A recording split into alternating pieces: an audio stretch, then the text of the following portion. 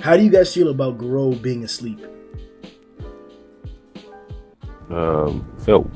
Felt weird because like well, I don't think it's weird that he was quote unquote asleep. I find it weird that sleep is the word that he used, but I guess it's accurate because he wasn't himself either way. But it's just like when you think of sleep, you actually think of a nigga being unconscious and he's fighting S-class hero, quote unquote sleep. So it's just a weird word to describe that. So I don't really feel any way towards it because he pretty much got his shit rocked and he came back to his senses very early in the fight. So yeah, I wouldn't have liked it if we kept it that way for a majority of the fight, and then there was like something that made Garou get an advantage over Darkshine. Yeah, he annihilated Puri in his sleep. Yeah, that's pretty bad. I agree with Satsuki in the sense that sleep was a bit of a weird word. I felt. I mean, like we've seen it in animes and mangas before, right? Where someone will fight unconscious. It's probably happened in Naruto and Bleach a whole bunch of times. But sleep was a bit of a weird one, and I felt like it was a bit more disrespectful, like coming from Garou, like, "Oh yeah, I was asleep." It sounds worse than, "Oh yeah, I was unconscious and just fighting you like subconsciously." I thought it was just like muscle flex memory kind of thing. Yeah, but it's almost like saying, you know, I'm such a badass that even when asleep, I was putting in some work, and even though he didn't actually hurt Darkshine, you have Puri kind of lying down half dead. So yeah, I think it's a major flex. I like Darkshine's response to that though. He's like, "Bitch, stop making excuses." He's like, "Nah, I just rocked you. That's it." See, what I thought was really cool though was later on, Darkshine actually acknowledges the fact that, oh shit, maybe he was asleep.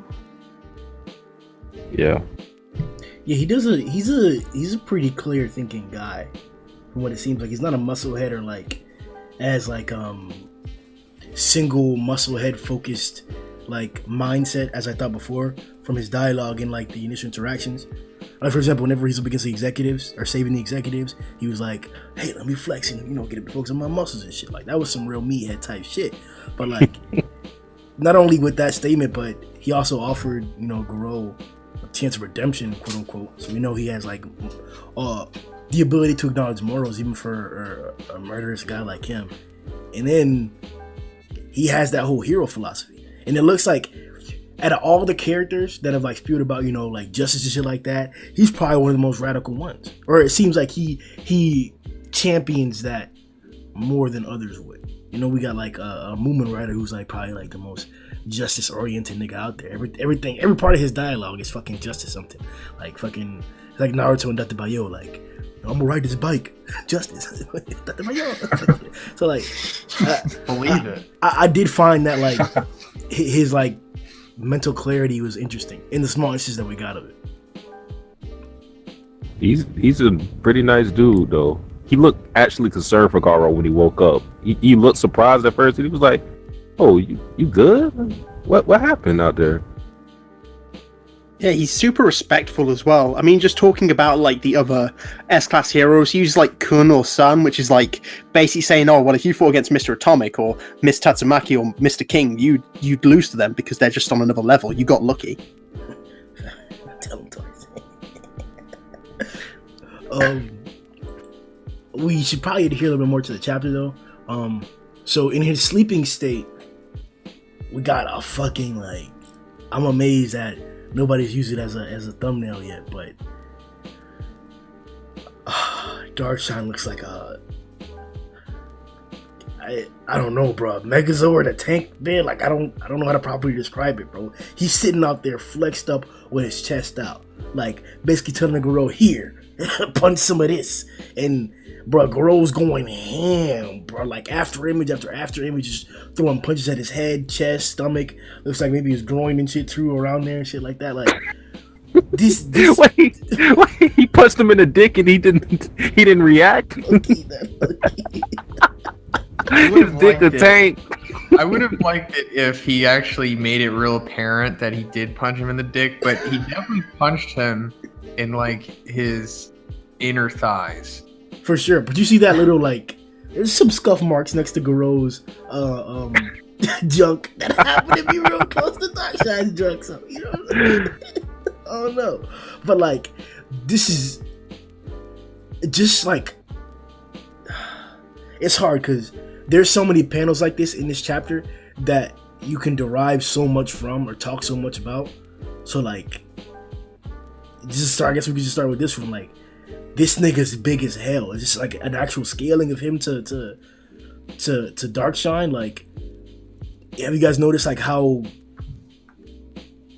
the side? Go ahead. I think we get his height in the data book. Maybe I think he's like 7 feet tall or something. I'll double check that. I think he's like 6'8" or no. I think he's like 7'8" because I remember that he's shorter than Boros, and Boros is like 9 feet tall or something.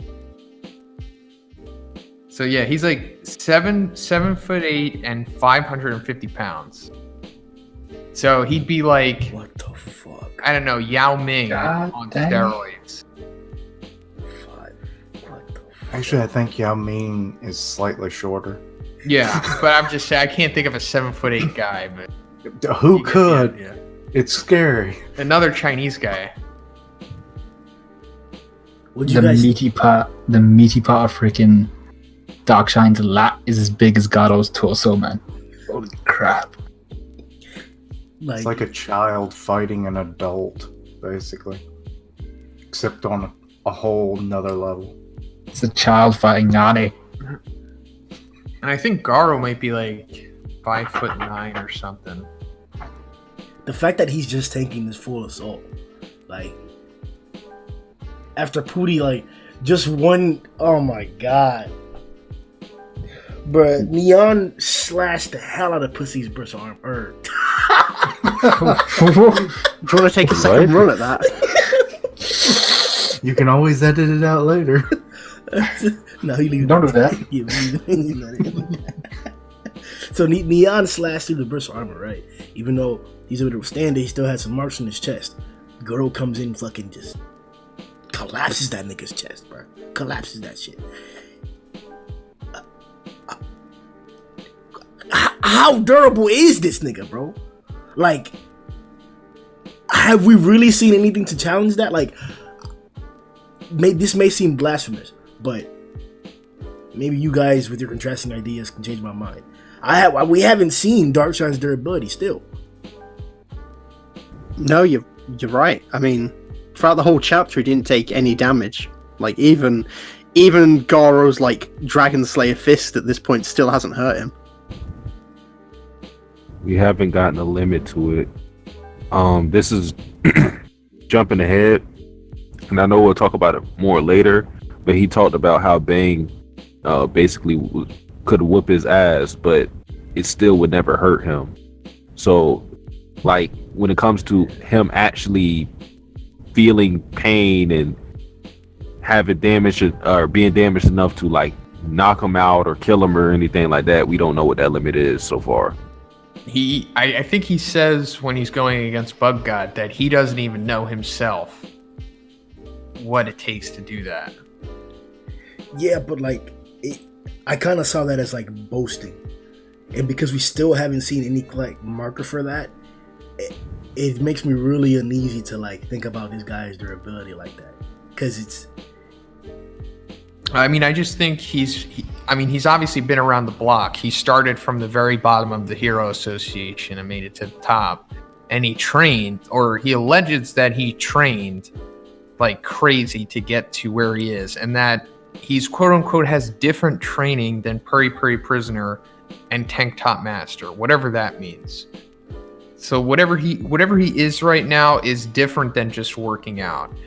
And I assume that he's taken a whole bunch of damage, fought a whole bunch of monsters that are super powerful, because like he doesn't have a guard. He just like, you walk up to him and you hit him and then see what happens. So I assume that no one has ever hurt him and that he hasn't even hurt himself.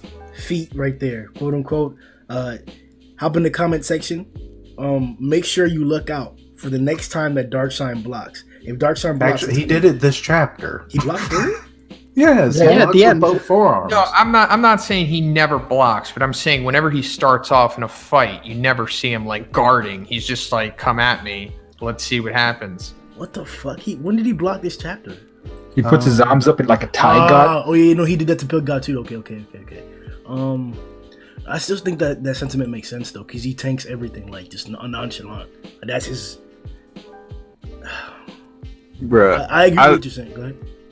When you talk about that one panel where he's like just standing, he's basically letting Garou attack him. Hemmings said something. Shout out to Hemmings. Said something that was funny to me. It's like when characters have the ability to dodge, but they just don't for some reason. Because like he has the speed to dodge that shit. I'm not saying he gonna dodge every single hit, but he's just like, nah, nigga, I'm gonna let you hit me. like why are you just sitting there getting hit? And maybe it's like a strategical thing to where it's like, okay, you hit me, you get close enough to me, then I counter. But he's not even trying to counter. He has his hands up in the air. Shit. I think It could just be a power scaling.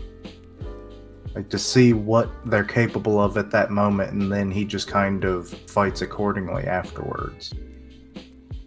Maybe, because he did say that like. Well, this may not go in direct accordance with what you just said, but he did mention that like he's been looking for, a challenge or something to really test his abilities. He even said that at the beginning of this fight. So I definitely think there could be some bravado included in what Satsuki's alluding to. Like, why is this nigga just sitting there like taking that shit?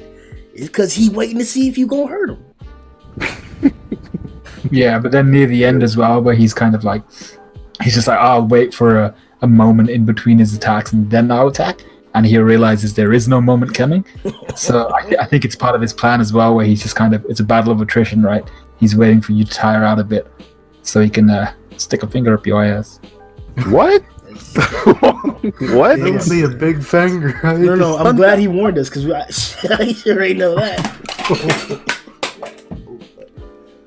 If that's how he wins the fight, I might drop One Punch Man. Hey, Kakashi did it. I was gonna say it's a cool back Yeah. to Naruto. Yeah. Hey, man, I never looked at Kakashi the same after that. I was like, keep that mask on. I don't want to see your face anymore. It would be a very Escanor kind of move because of his Escanor spear. Oh no, that's my favorite chapter of Seven Deadly Sins, where Estarossa was fighting Escanor, and then Escanor slipped the finger up his ass. And I'm like, what the fuck?